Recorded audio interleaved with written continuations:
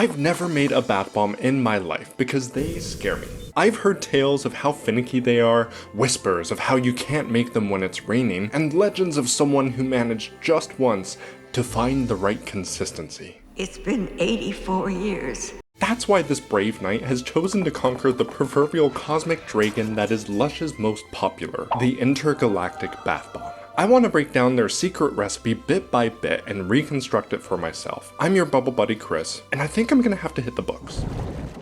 Bath bombs are a pocket-sized reactor of baking soda and citric acid, so I need to find out what ratio between those two ingredients will yield results similar to every demo of Lush's Intergalactic bath bomb. Slightly bubbly, slightly fizzy, and slightly basic to balance the sour brine that flows through my veins. In my search for a bath bomb recipe to test out, I landed on the YouTube channel Creative Bath Lab, run by a bath bomb maker named Dora, who will unknowingly be my mentor during this tumultuous journey of bath bomb creation. If you're just starting out as a bath bomb noob, go check her out, but watch my video first. Something I noticed is the standard ratio of baking soda and citric acid everyone seems to use is 2:1, but that didn't make sense to me, and here's why. Looking at the chemical equation, we can see that 3 baking soda molecules will react with 1 citric acid molecule to create 1 sodium citrate molecule, 4 water molecules, and 3 carbon dioxide. So you'd think you'd need a 3:1 ratio of baking soda and citric acid so the reaction is balanced, but since citric acid is a much heavier molecule than baking soda, the ratio is actually closer to what I'll call the ideal, 1.3:1. But let's actually put it to the test. When I say the ratio, assume I'm talking about baking soda and citric acid. I made up 5 different bath bombs and allowed them to dry for 24 hours. The first, Old Basic, will be our base recipe with a 2:1 ratio and enough fractionated coconut oil and fragrance to balance the dries. I tested each of these bath bombs in 1.5 kilograms of water at 45 degrees Celsius to try and eliminate any spurious variables. Old Basic gave a nice fizz and dissolved in just under 2 minutes. Tickled Pink was the base recipe, except I swapped 30% of the baking soda with cornstarch. This would push the ratio closer to the ideal, but the addition of cornstarch should slow the reaction anyways because that's what everyone online says. This one was extremely vigorous and was the fastest bomb to dissolve, despite being the heaviest and despite containing a lot of cornstarch. Interesting. The next bomb is a go-to, which seems to be everyone's go-to recipe. A 2:1 ratio with 30% of the dries consisting of cornstarch. This one had moderate effervescence and lasted 2 minutes and 40 seconds. The fourth bomb, Moon Rock, is essentially the base recipe, but instead of a 2:1 ratio, it has the ideal ratio. In theory, this one should dissolve the fastest and most vigorously. And while the reaction was vigorous, it took 30 seconds longer to dissolve than Tickled Pink. Lastly, Hold the Foam is the base recipe but with a portion of the liquids consisting of unscented dish soap. This bomb seemed to dissolve with slightly less vigor as the base recipe, which is quite bubbly. It also took the longest to dissolve at a whopping 12 minutes. So what do these experiments tell us? Nothing. And that's because I'm not a scientist and these were not proper experiments. There are too many variables to account for, like how hard I pressed the bomb, how much powder is packed in, what colorant was used to differentiate them, what the humidity was, some of the bombs cracked, they were all different weights. I think most conclusively, adding dish soap has a definite effect on the duration of the bath bomb and makes it really foamy. Second most conclusively, the ratio seems to have a bigger effect on how fast the bomb dissolves and how vigorous the bubbles are. Over the week that I chewed up all that data, I became a bath bomb wizard and obsessively made one recipe after the other, changing up variables as I went. With each recipe, I got closer and closer to finding the foamy effect I was going for. Alas, I think I'm ready to tackle the big one. So how the hey does Lush make their intergalactic bath bomb is the question I asked Google, and it fed me a how it's made video posted by Lush themselves, so I'll let this guy show you. The first step is actually the insert. Sodium bicarbonate, some snowflake luster, some peppermint and cedarwood oil.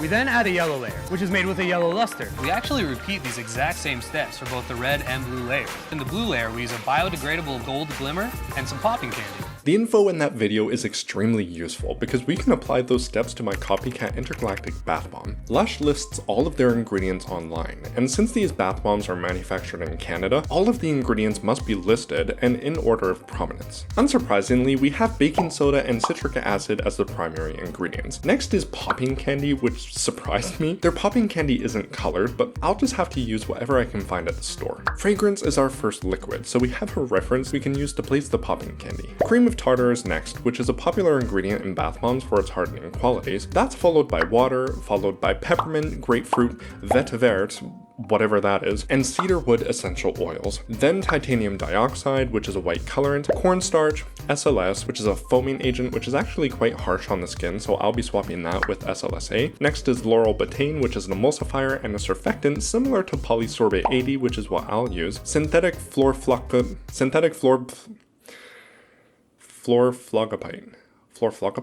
Fluorflogapite. Synthetic fluorflogapite is a super sparkly colorant that my super sparkle diamond mica is made of. Tin oxide is similar to titanium dioxide and is used as a colorant. Dipropylene glycol is used as a fragrance fixative, and I have no business sourcing that ingredient. And then we have a couple of aroma compounds, and then the rest of the colorants, the most important ones being blue 1, yellow 10 and 5 lake, and red 28. It took some major mental gymnastics to work out a recipe that obeyed that recipe structure, but I think I figured it out, which means the time has come to make some intergalactic bath bombs.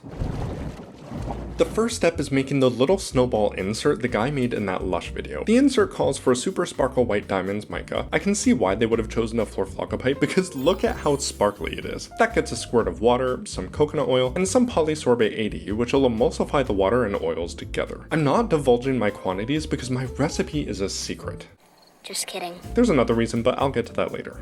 The fragrance oils I've chosen for the task are Peppermint by Voyageur Soap and Candle and Bamboo Cypress by Crafter's Choice. I omitted the essential oils for two reasons. One, I ain't about to spend $20 on essential oils I'm only going to use literal drops of. And two, it seems Lush uses essential oils in their products for their supposed therapeutic qualities, but their actual fragrance blend seems to do the heavy lifting. The oils of aromatic loveliness join the other liquids and get blendified until it looks like Elmer's glue. For the solids, we're adding baking soda, which seems to be promoting that it has countless uses on the box.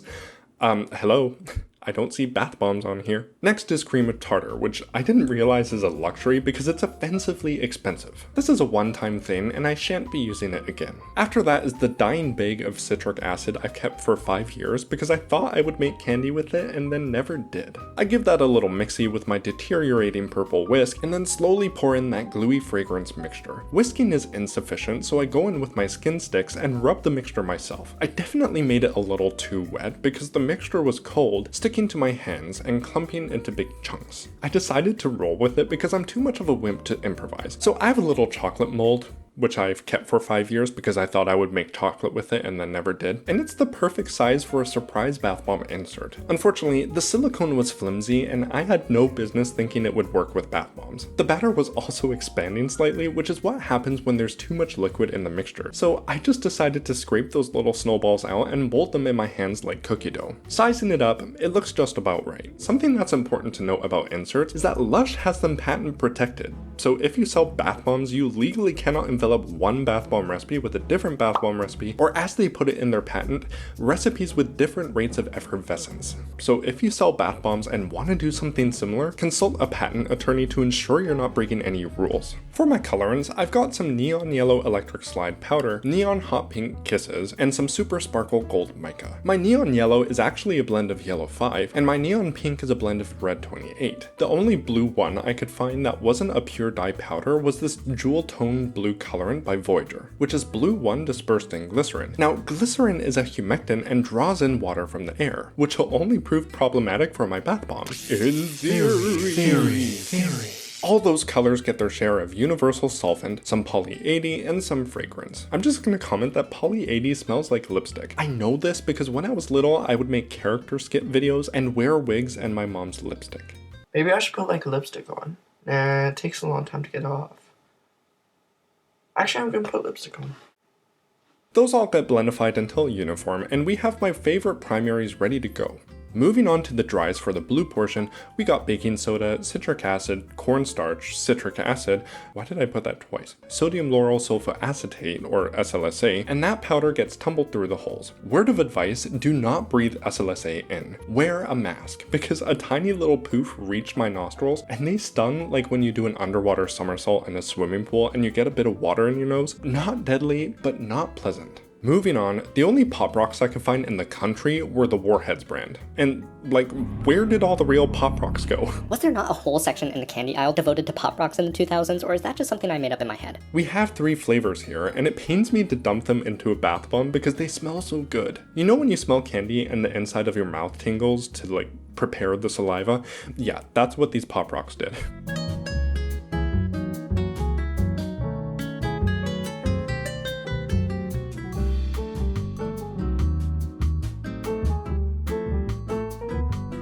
Mixing it up, it's a beautiful blue, but still a tad wet. I learned later that the way it should feel is like barely wet sand. It should feel slightly cool to the touch and should have tiny little crumbles as opposed to big ones. After mixing up the blue, I said, oh no, and realized I should have measured the quantities for my yellow and pink mix, since wet bath bomb mix can dry really quickly. I hastily threw them together using the same quantities as my blue, but divided in half, and mixified with my skin sticks until they were bright and neon-y. Before I commit to the first design, I'm just going to test the blue in the mold and see how it holds together. So as per Dora's instructions, I sprinkle some mix, pat down gently, then sprinkle some more on top. I do the same for the other mold and then press together hard.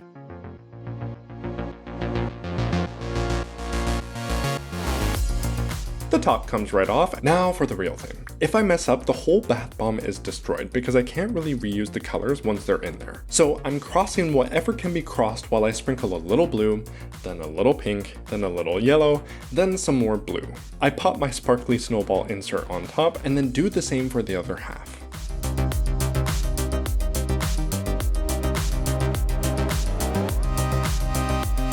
I shut that little clamshell tight just so you can witness my terrifying reflection. While cleaning up the edges, I cast a voodoo bath bomb spell to give me a clean release. That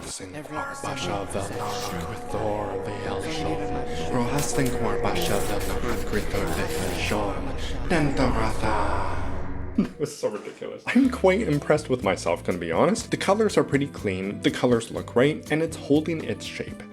Unlike me when the pies go on sale. Because the mix is a bit damper than it should be, it's actually really easy to unmold and it holds itself together nicely. It also gives me, a complete beginner, a lot of working time. I was here probably 10 minutes with these mixes and they stayed more or less the same consistency the whole time. I wouldn't necessarily recommend using a wetter mix though, because as future Chris has discovered, the resulting bath bombs can lose their potency quicker, they can expand, crack, sink in the tub, etc, etc. Like I said before, the mix should feel just damp enough to feel slightly cool to the touch and create tiny little crumbles. I'll show what that looks like later on.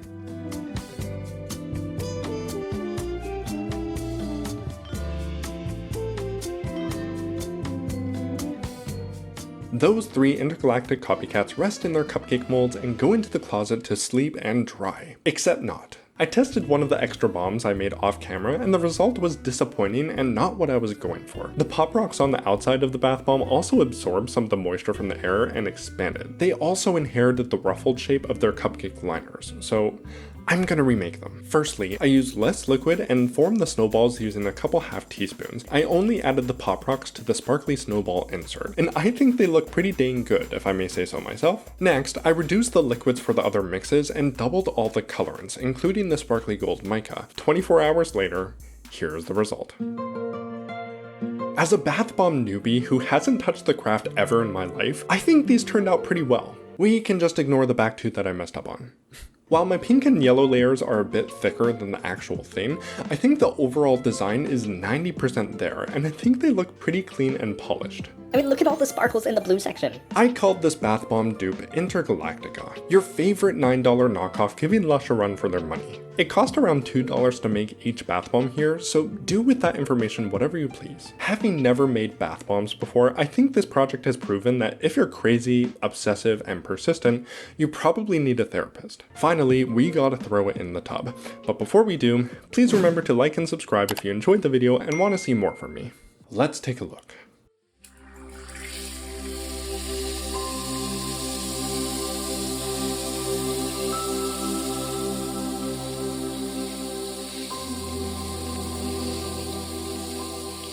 How cool is that little art show there? I love all those channels of color streaming away from the bath bomb. It's a tad more bubbly than the respective Lush version, but I actually enjoy the fury of that bubbly foam. As the water eats away at the bomb, we start to see the snowball sort of streaming out like a supernova. This bath bomb made the water super sparkly, it didn't stain the tub at all, and my bathroom smells like peppermint. If you want to make this for yourself, I've included the recipe in the description of this video. The patent I mentioned earlier actually contains a sample Lush formula for their inner and outer bath bomb mixtures, so I just used that as a jumping off point. That was a bath bomb journey with the Soap Universe. Thank you for watching. Bubble bye.